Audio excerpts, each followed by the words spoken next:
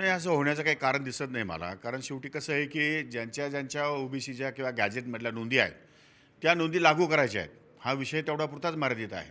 त्यामध्ये कुणी उठून कोणत्याही व्यक्तीला लगेच या ठिकाणी कुणबीचा दाखला द्यायचा, अशा प्रकारचा निर्णय तो नाही आहे. पण म्हणजे ओबीसी आरक्षणाला धक्का नाही लागणार. ओबीसी आरक्षणाला बिलकुल धक्का लागणार नाही. ओबीसी आरक्षणामध्ये कुठल्याही प्रकारचा धक्का लागणार नाही आणि ओबीसीच्या ज्या नोंदी आहेत, त्या नोंदीच्या आधारे त्यांना दाखले लवकर उपलब्ध करून द्यावेत, एवढीच त्यांची मागणी होती आणि ती योग्य आहे असं मला वाटत नाही. अयोग्य आहे असं मला वाटत नाही.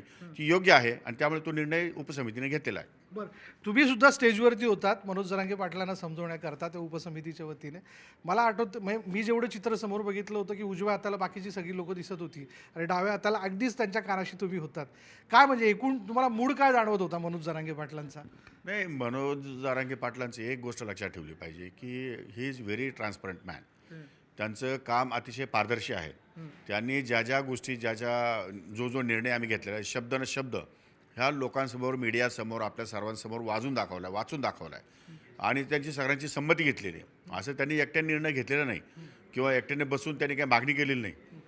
त्यांचं योगदान खूप मोठं आहे. याचं कारण असं आहे, की निस्वार्थीपणा हा त्यांचा फार मोठा गुण आहे आणि कुठल्याही प्रकारचा स्वार्थ न ठेवता केवळ समाजाच्या हितासाठी या ठिकाणी आपण आंदोलन करतो आहोत.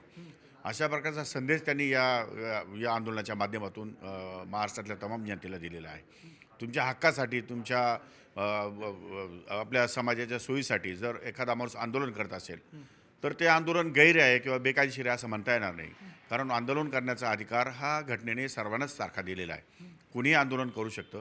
त्यामुळे देशामध्ये या अगोदर अनेक वेळा आंदोलनं झालीत. अण्णा हजारेंचं आंदोलन झालं, महात्मा गांधींनी या ठिकाणी आंदोलनं केली.